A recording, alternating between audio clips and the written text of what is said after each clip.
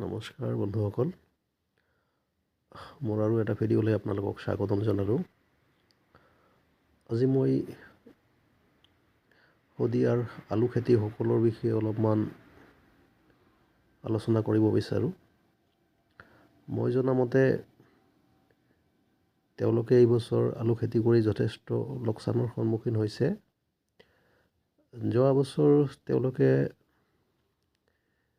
যি আলু খেতি কৰিছিলে, তেওঁলোকে যোৱা বছৰ বিঘাই প্ৰতি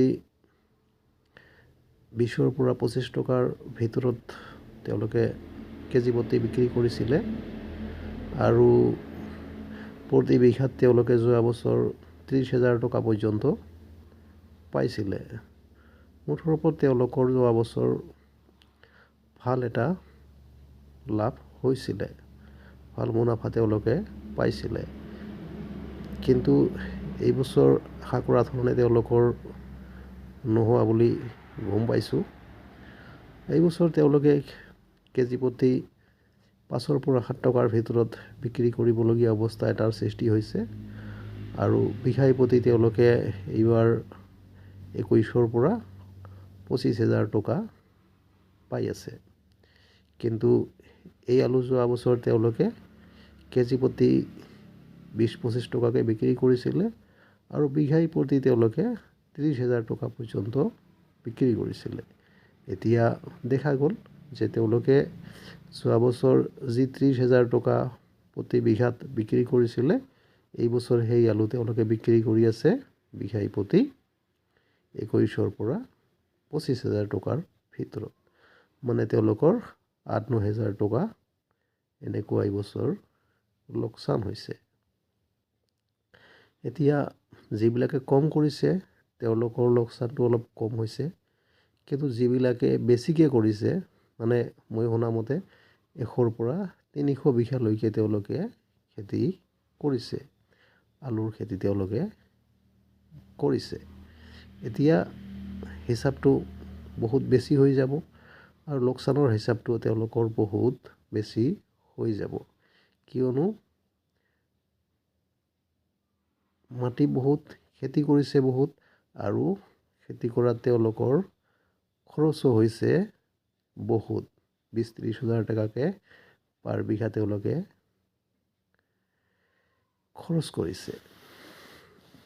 তো ইমান খৰচ কৰাৰ পিছত যদি আলুৰ বিচৰা মতে মূল্য নাপায়, তেতিয়াহ'লে কৃষকসকলে কি কৰিব? এতিয়া তেওঁলোকে হয়তো ঋণ লৈছে, লোন লৈছে বা যেনেকৈ নহওক পইচা পাতি মেনেজ কৰি খেতি কৰিছে।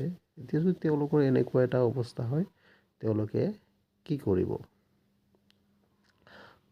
আৰু মই শুনামতে সমস্যাটো হৈছে তেওঁলোকৰ যে চিণ্ডিকেটৰ কাৰণে এনেকুৱা হৈছে বুলি তেওঁলোকে কৈছে। চিণ্ডিকেট মানে মধ্যভোগী।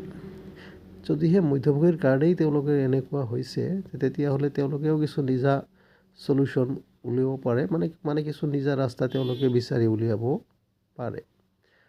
ধৰক তেওঁলোকে খুচুৰা বিক্ৰী কৰাৰ কাৰণে এজেণ্ট নিয়োগ কৰিব পাৰে বা নিজাকৈ বিক্ৰী কৰিব পাৰে বা অসমৰ বাহিৰত তেওঁলোকে যদি বিক্ৰী কৰিব কিবা প্ৰয়াস কৰে, হয়তো ছাকচেছ হ'ব পাৰে। তেওঁলোকে তেনেকুৱা কিবা অলপ চেষ্টা কৰি চাব পাৰে। আৰু মই এই চেগতে চৰকাৰক আহ্বান জনাওঁ যাতে তেওঁলোকে এই দুৰ্ভগীয়া খেতিয়কখিনিৰ কথা অলপমান বিবেচনা কৰে। যদিহে এনেকৈ তেওঁলোকে উচিত মূল্য নাপায় আৰু বহু টকা লোকচান কৰিবলগীয়া হয়, তে দুনাই আৰু অসমৰ মানুহে মানে এনেকৈ বিশাল পৰিসৰত খেতি কৰিবলৈ কোনেও সাহস নকৰিব। ধান যেনেকৈ চৰকাৰে মিনিমাম মূল্য এটা দি